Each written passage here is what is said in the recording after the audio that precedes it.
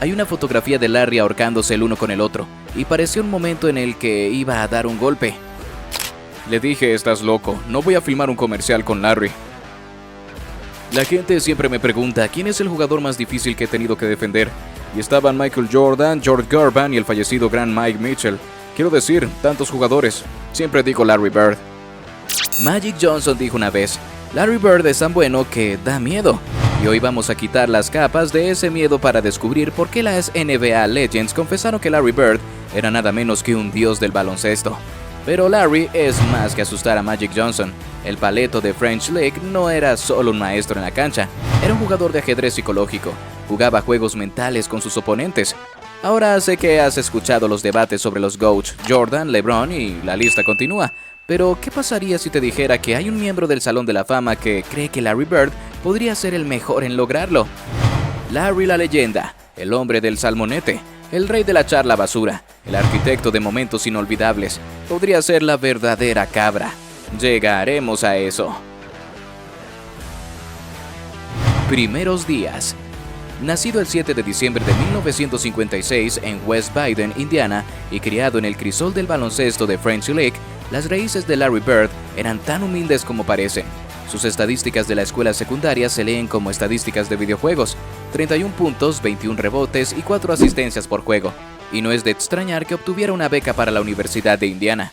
Pero la vida en un campus en expansión de 33,000 estudiantes resultó demasiado abrumadora para el niño de un pequeño pueblo.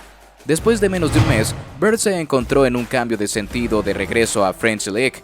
Larry, a los 17 años, era solo un niño nostálgico que navegaba en un mar de confusión. Más tarde confesó, la escuela era demasiado grande. Yo era un niño nostálgico que estaba perdido y arruinado. Bird decidió tomarse un descanso del baloncesto y trabajar para el municipio. Cortó césped, pintó bancos, rayó calles e incluso condujo un camión de basura. Estaba muy lejos del brillo del baloncesto universitario, pero aún no había terminado de soñar. Se matriculó brevemente en una universidad local antes de comprometerse con el estado de Indiana en 1975. Su mensaje a su equipo de camiones de basura: volveré y seré jefe. Pero la vida le puso una bola curva. Ese mismo año su padre se quitó la vida.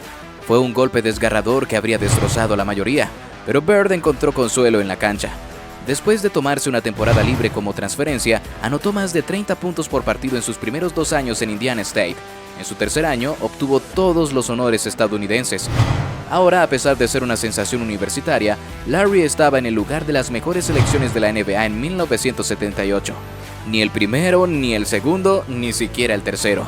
Fue necesario hasta la sexta selección para que los Boston Celtics tiraran los dados por Bird, con la esperanza de que le diera algo de su toque de Midas a la franquicia en apuros.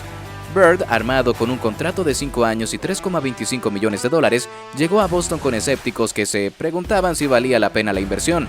Alerta spoiler, lo estaba. No importa lo bueno que sea, sigo siendo solo un paleto de la French League, declaró humildemente. Pero quienes dudaban de él fueron rápidamente silenciados.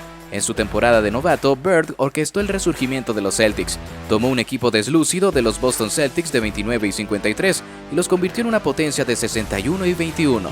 Esa no es una temporada de novato, esa es una resurrección de novato. Ay, mencioné que hizo esto mientras luchaba contra lo que algunos de la NBA llamaron la enfermedad del hombre blanco, una supuesta incapacidad para saltar alto. Ahora todos sabemos que Larry era un tipo de jugador diferente a cualquier otro, con una altura de 6,9, con habilidades de pase y visión de la cancha que dejó a los fanáticos en la pared. Y no lo olvidemos, fue uno de los pioneros del tiro de 3 puntos, haciendo llover mucho antes de que se convirtieran en la norma. Pero aquí está el giro. Hay otro jugador, Oscar Schmidt, que reflejó el juego de Bird, aunque en el escenario internacional. Schmidt es aclamado como uno de los mejores jugadores internacionales de todos los tiempos. Es el líder anotador olímpico con más de 1000 puntos en total, y eso no es poca cosa. Retrocedamos a 1992 en Barcelona, escenario de uno de los enfrentamientos más emblemáticos. Schmidt, representando a Brasil, se enfrentó a Larry Bird Legend y el legendario Dream Team de Estados Unidos. Fue un choque de titanes, pero avanzando rápidamente hasta 2013, Larry Bird tuvo el honor de darle la bienvenida a Oscar Schmidt al Salón de la Fama del baloncesto. E incluso antes de pronunciar una palabra sobre su carrera narrativa, Schmidt lanzó una bomba de admiración por Larry Legend. Declaró: es demasiado fácil tener a Michael Jordan y Kobe Bryant como ídolos. El tipo vuela y hace lo que quiere. Es demasiado fácil. Mi chico no corre, no salta y juega mejor que todos los demás. Él está aquí. Mientras la multitud estalla en aplausos, Smith señala directamente a Bird y enfatiza: "Este es mi ídolo, el mejor jugador de todos los tiempos en mi opinión". Revitalización de la NBA. Antes de Bird y Magic, la NBA era como esa banda subestimada que tocaba en la esquina de un bar de mala muerte. Pero el dúo de Larry y Magic subió el volumen, encendió las luces y de repente la NBA ya no estaba al margen. Fue el acto principal. El papel de Bird en la revitalización debería quedar grabado en la historia del baloncesto. 3 temporadas consecutivas de MVP, algo inaudito para un delantero. MVP de finales 2 veces, primer equipo en toda la liga durante 9 temporadas seguidas. Larry Bird no era solo un jugador de baloncesto, era un mesías del baloncesto. El tipo tenía ese toque mágico que transformaba a sus compañeros en campeones.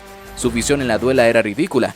Phillips y sus disparos, hielo en las venas y defensa. Oh, ni siquiera me hagas empezar. Iguodala, en una rara admisión abierta, declaró a Bird como el mejor jugador de baloncesto blanco de todos los tiempos. Declaró: "Larry no tenía defectos y voy a arriesgarme, y esa es la primera vez que digo esto en un ambiente abierto. Preferiré a Larry Bird sobre Magic Johnson. Puede jugar en cualquier época". Iguodala cree que el juego de Bird trasciende el tiempo y las fronteras. NBA, FIBA, ABA, Euroliga, lo que sea. Incluso reveló la visión de Bird que lo hace aún más extraordinario. Dijo: "El hombre diría a dónde iba. Voy aquí y luego me detengo allí mismo. Ese pequeño logo de ahí, me detendré allí mismo y voy a detenerme". Y él haría exactamente eso. Cuando hablamos de Larry Bird, hablamos de un jugador que aterrorizó a sus oponentes durante los años 80. El hombre podía driblar y pasar como un base, pero aquí una joya de los archivos de Larry Bird que añade un toque de humor a su grandeza.